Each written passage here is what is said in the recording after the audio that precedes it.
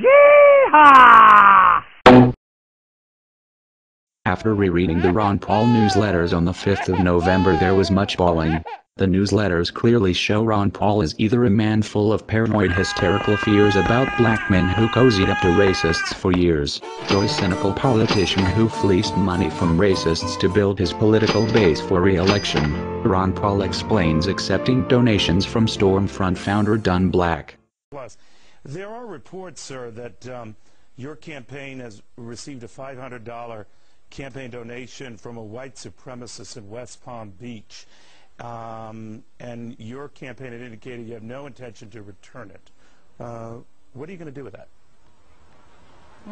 It's probably already spent. Why give it back to him and use it for bad purposes? You know, and I don't even know his name. Ron Paul fans say Ron Paul had no idea who wrote the newsletters, or Lou Rockwell wrote them, or the mysterious random staffers did it, and offer this news clip as a rebuttal. But he couldn't answer a key question. How did this stuff get in these Ron Paul newsletters? Who wrote it? Well, I have no idea. Bullshit. The Ron Paul newsletters were published by Ron Paul and Associates, a hole-in-the-wall company that, if the address is any indication, probably used the mailing address of his gynecology practice he returned to. Ron Paul and Associates was an incorporated business entity consisting of Ron Paul, Ron Paul's wife, Ron Paul's daughter, and Lou Rockwell. Subscriptions were $50 a year and in 1992 brought in $940,000. That's almost 19,000 subscriptions. With an average income of $78,000 per month flying through the office, it strains credibility that neither Ron, nor Carol, nor Lou knew what was in them or who edited them. Of course this is also bullshit, as the masthead shows the editors.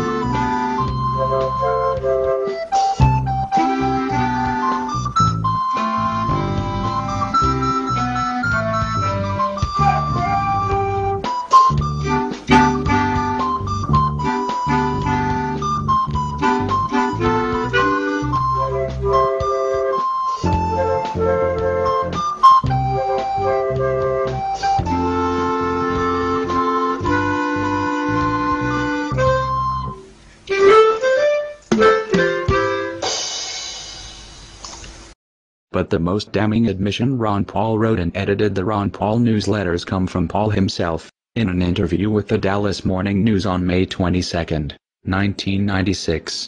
Dr. Paul, who is running in Texas' 14th Congressional District, defended his writings in an interview Tuesday. He said they were being taken out of context. Dr.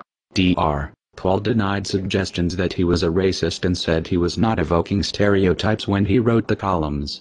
He said they should be read and quoted in their entirety to avoid misrepresentation. In the interview, he did not deny he made the statement about the swiftness of black men. If you try to catch someone that has stolen a purse from you, there is no chance to catch them, Dr. Paul said.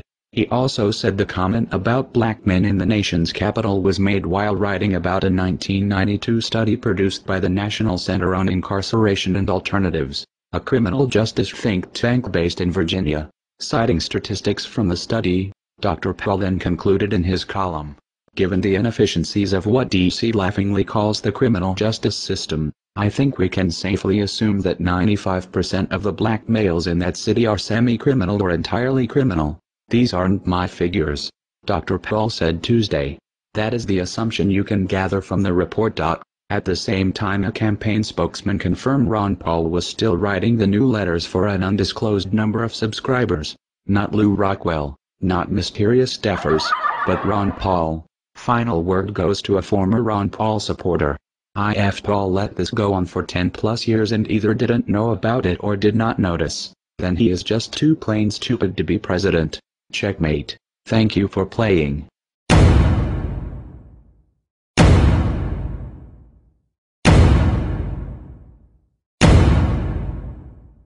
Knowledge is free.